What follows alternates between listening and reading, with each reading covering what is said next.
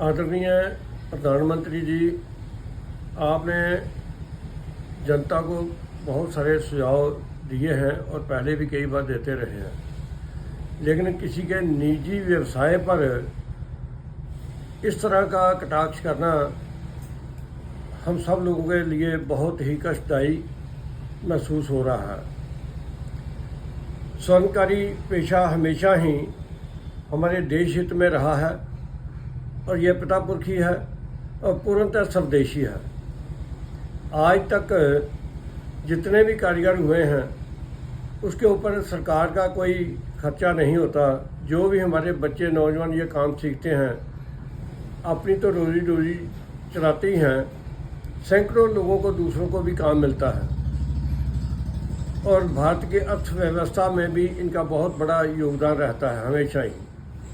और सबसे बड़ा टैक्स जो है बिना कोई खर्चा किए सरकार इस पे ऊपर कलेक्शन करती है।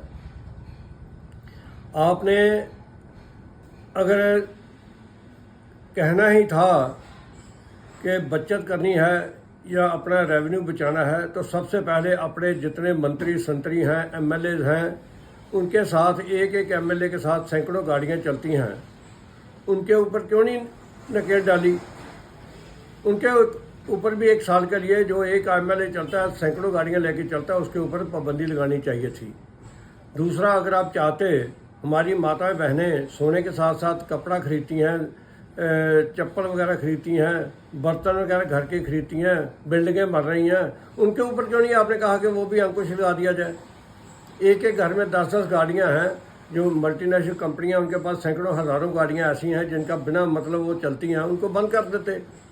आपने सोने के ऊपर ही स्पेशल कहा और ये हमारी दुर्भाग्य है कि स्वर्ण का समाज हमेशा ही बीजेपी के हक में रहा है, चाहे वो जनसंघ था, चाहे वो बीजेपी आगे आ गई।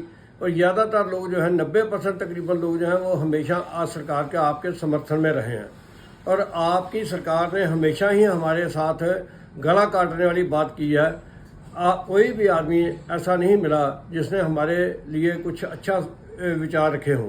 आप मल्टीनेशनल कंपनी को बढ़ावा देने के लिए ये छोटे स्वर्णकार व्यवसाय के लोगों को मारना चाहते हैं। आप याद रखें कि हमारे पास सरकार को बताने के लिए बहुत कुछ है। अगर आप चाहें तो हमारे साथ बैठ के मीटिंग करते, हम आपको और बहुत सारी राय दे सकते थे, क्योंकि भारत के बहुत सारे व्यवसाय हैं जिनके ऊपर आप अंकुश लगा सकते थे। आपने इतने बिल्डिंगें बन रही हैं और सरकार की ठेकेदारी